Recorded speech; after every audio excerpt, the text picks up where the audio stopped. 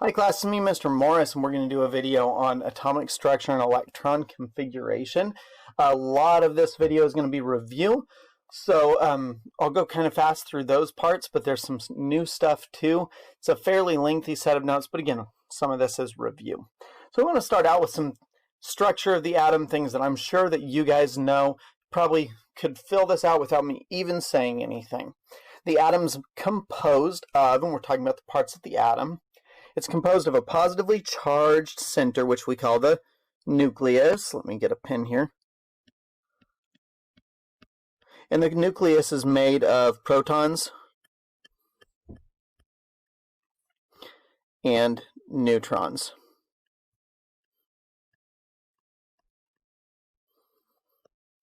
With negatively charged, so around the nucleus, we have negatively charged electrons.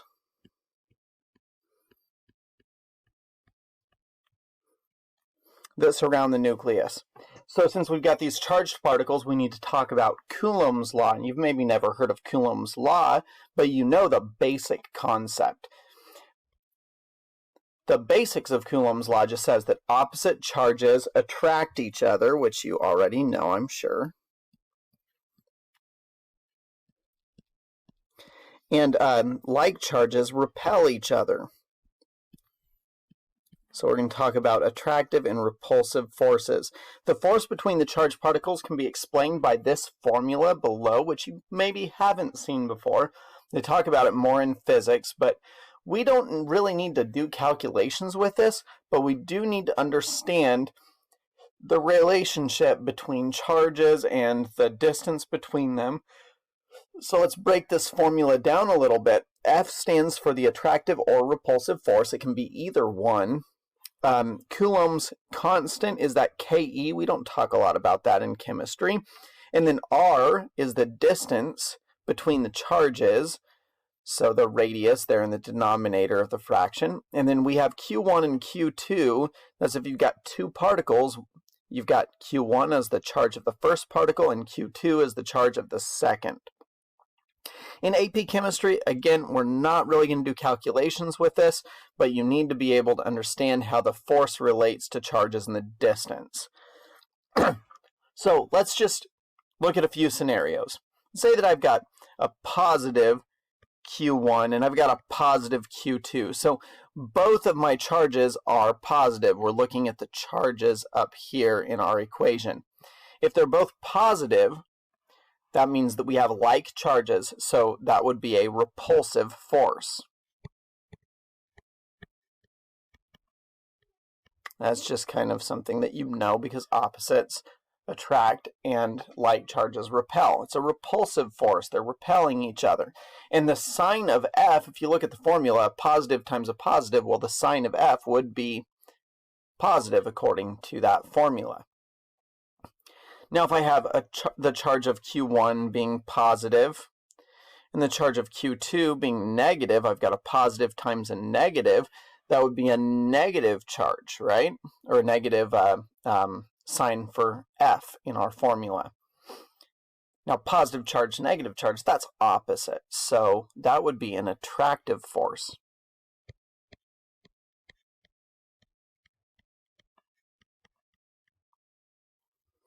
All right, if the sign of Q1 is negative, sign of Q2 is positive, opposites attract. We've got an attractive force.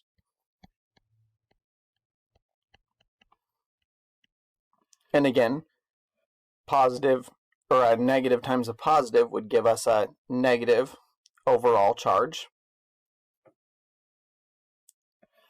Negative times negative gives us a positive sign for F, and of course negative charges repel negative charges, so we have a repulsive force. Alright, so let's see if we can kind of sum this up. We notice that an attractive force always has a negative sign. We notice that here and here. They both have negative signs. Okay, and then a repulsive force, the other two situations are repulsive forces. They always have a positive sign. That's something you want to remember. A negative sign for force means that they are being attracted to one another. It may seem kind of counterintuitive, but an attractive force is negative, a repulsive force is positive. When the charge's magnitude is higher, so that would be the strength of the charge, the attractive or repulsive, either one, the force will be greater. That should make sense. If you think about having a stronger magnet, that's going to be more attractive to another magnet or another magnetic object. Same thing is true with charges. If you have a greater magnitude of charge, it's going to be attracted or repelled, whatever the case is, more strongly.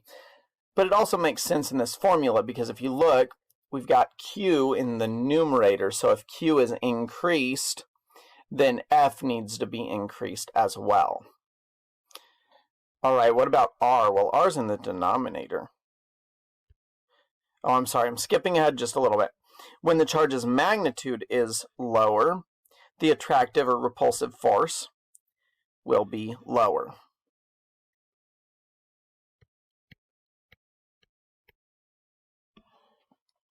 Or weaker. This relationship is directly proportional. But if we look at the radius being in the denominator, the distance between charges, if the distance between charges is larger, the attractive or repulsive force will be weaker. Whereas when the distance between the charges is smaller, that means they're closer to each other, the attractive or repulsive force is stronger. And of course, you could try this with two magnets, whether you're having the opposite sides facing each other or the same poles facing each other. The closer they get, the more you feel the force of their attraction or repulsion. But the farther away they get, the less you feel that attraction or repulsion. The same is true for point charges in an atom. All right, this relationship is inversely proportional. It also makes sense with the formula because R is in the denominator.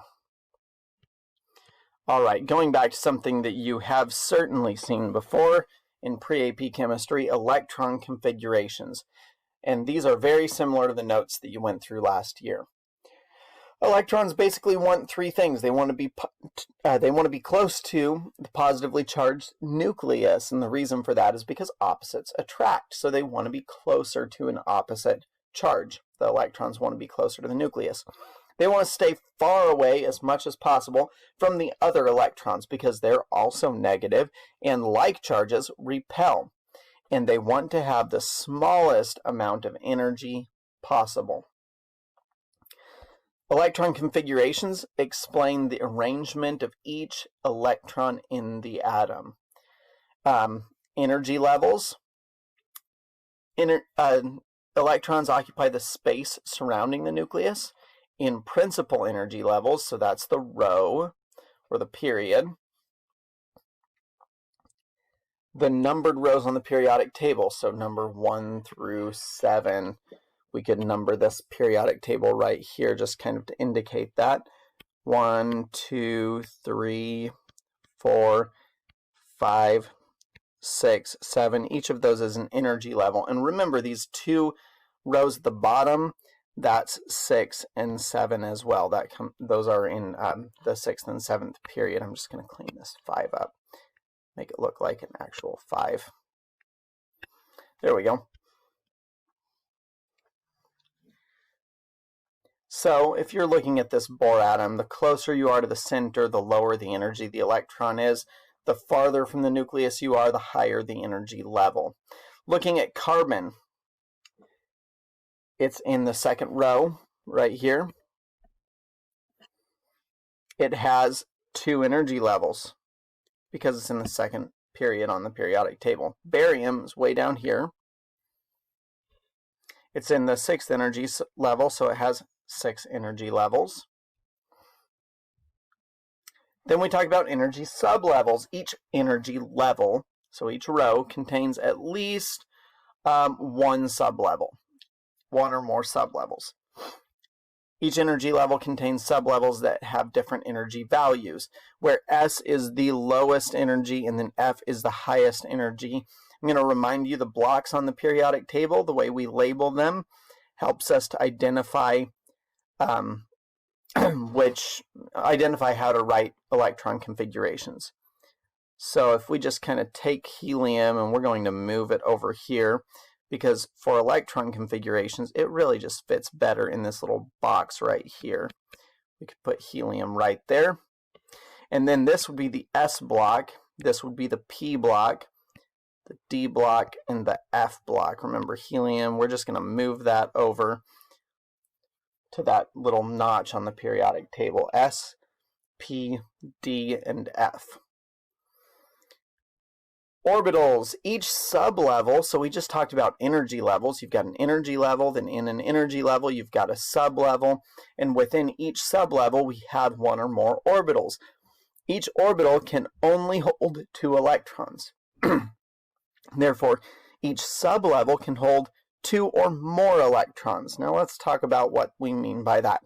So the S sublevel only has 1 orbital.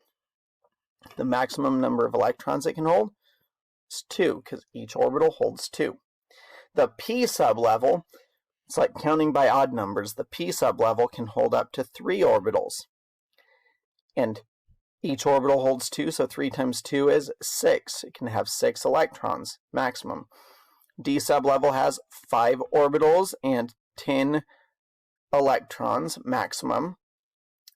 The F sublevel has 7 orbitals, and 7 times 2 is 14. It can have up to 14 electrons inside an F sublevel. Then we have our shapes of orbitals here. S is a sphere shape. P, we say, looks kind of like a peanut. Sometimes they call this the dumbbell. That's a more common term for it. D looks like daisy or donut.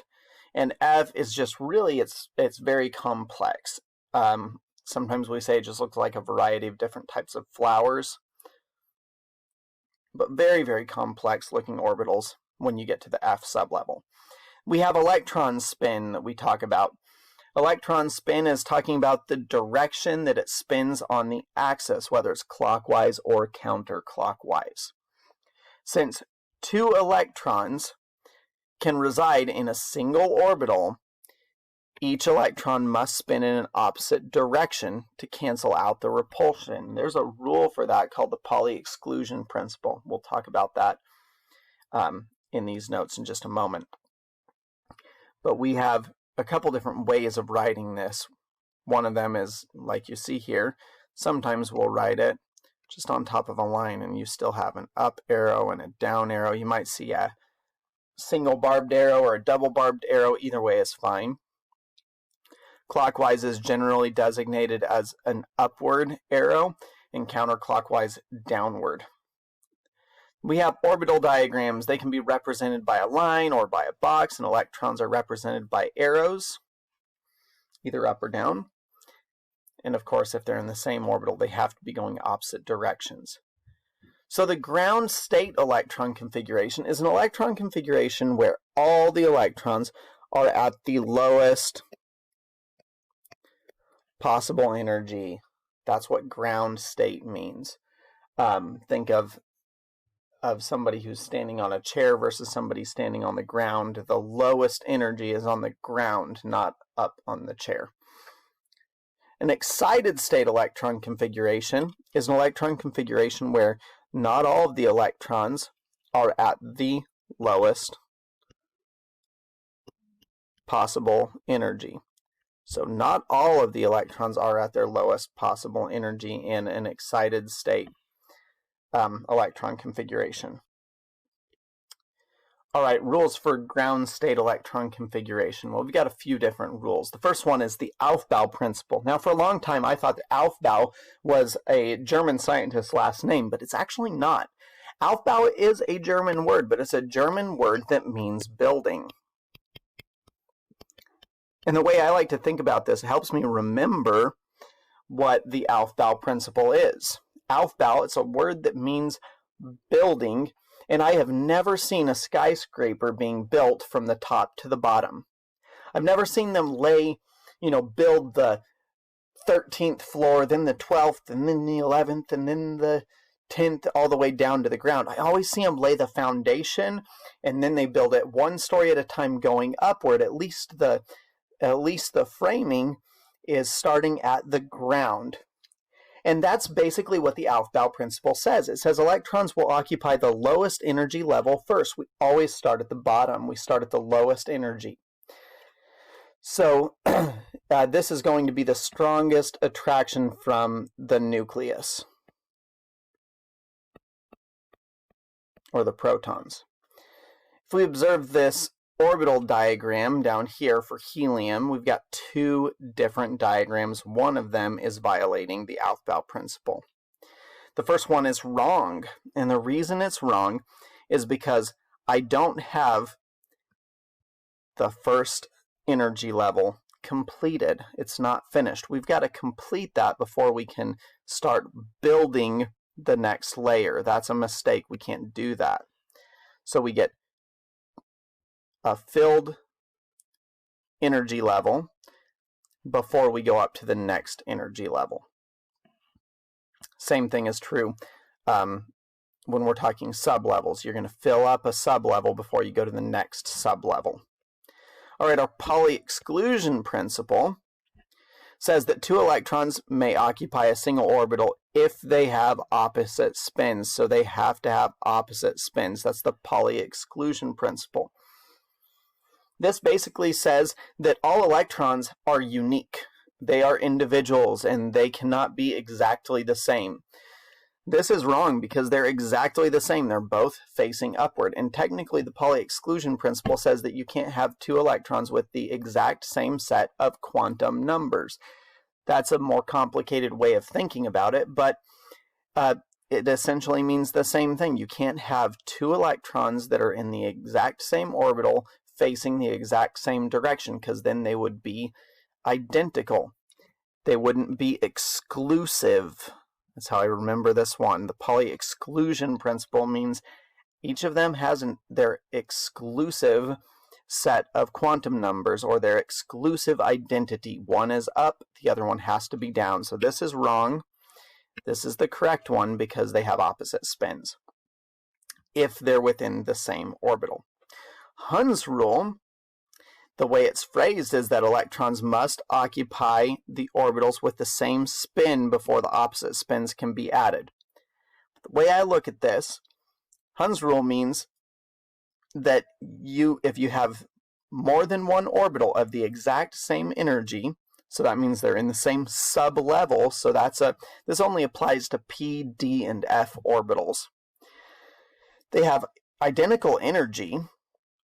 We're going to fill each of those orbitals with one up arrow before we go back and fill any of them with a second arrow.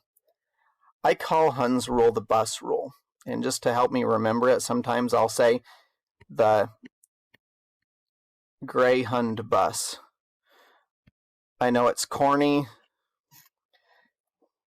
and I know it's a misspelling, but it's a way to remember Hund's rule is the bus rule. So if you get on a public bus, you never are going to sit right next to a perfect stranger unless you have to. The seats usually fill up, one person to a bench before the bench fills up, because everybody kind of likes their space.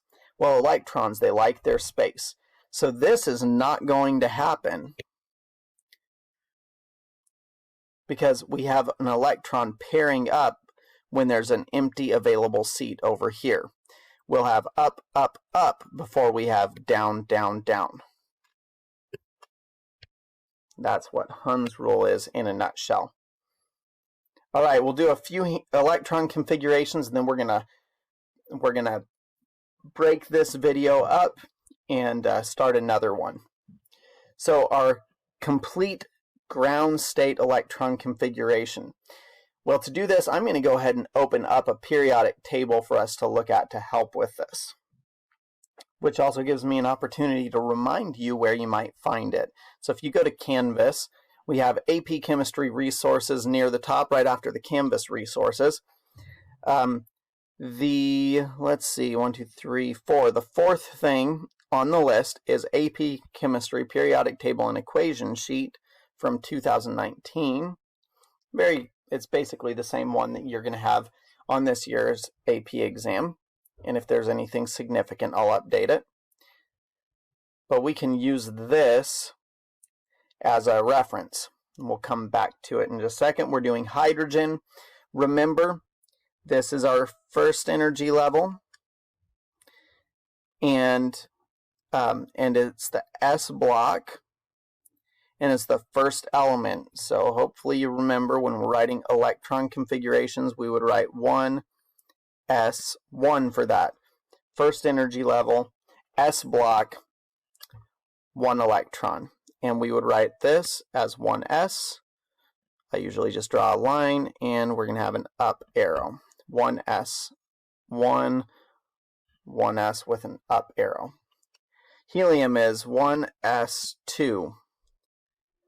1S, up arrow, then we have a down arrow. Oxygen, let's go back to this. Well, oxygen is in the second row, and it's in the P block, and it's the fourth element in the P block. I still have to fill in all those electrons before oxygen, but oxygen is in the second energy level, the P block, the fourth element. So we would say 1s2, 2s2, and then 2p4.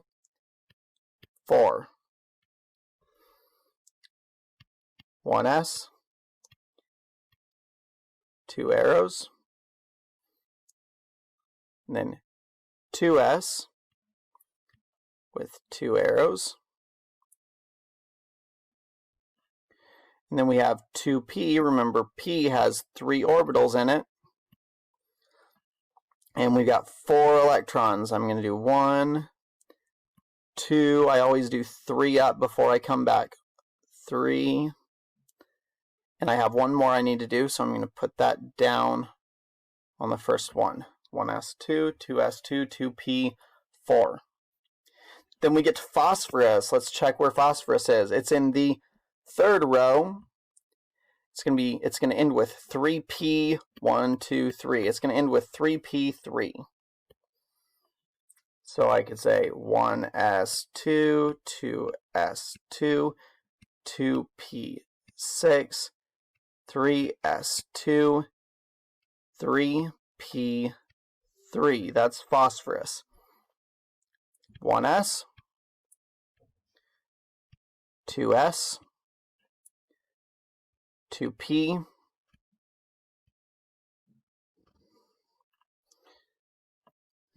then I'm going to have 3s, and then 3p,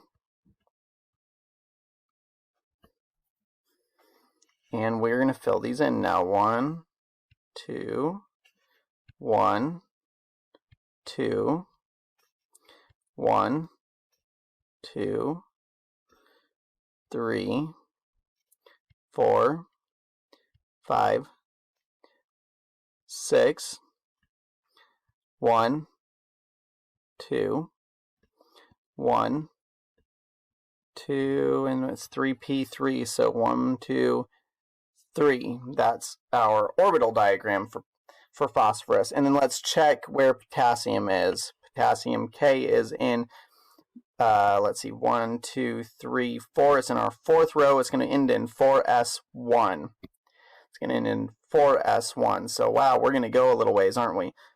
1s2, 2s2, 2p6, 3s2, 3p6, and 4s1. Double checking that. Fourth row, S block.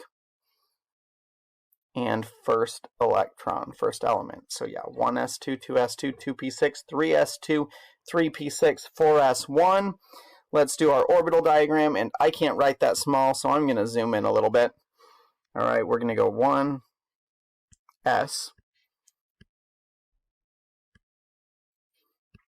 2, 2s, 2, then we have 2p, 6. I know I could go ahead and just fill it in, but I think it's a good habit to go up, up, up, and then down, down, down, just so that you don't make a mistake when you get to one that's half full. 1s2, 2s2, 2p6, then we get to 3s2.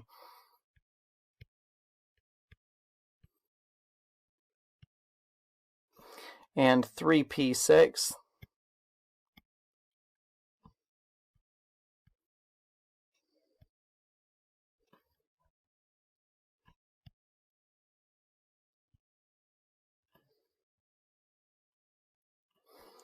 And then we get to 4s,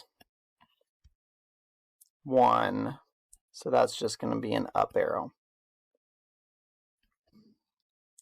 And that's it for the first couple pages at least. And we're getting into some review on electron configurations. I'm going to pause the video here, and we'll have another video to continue on with the remainder of these notes.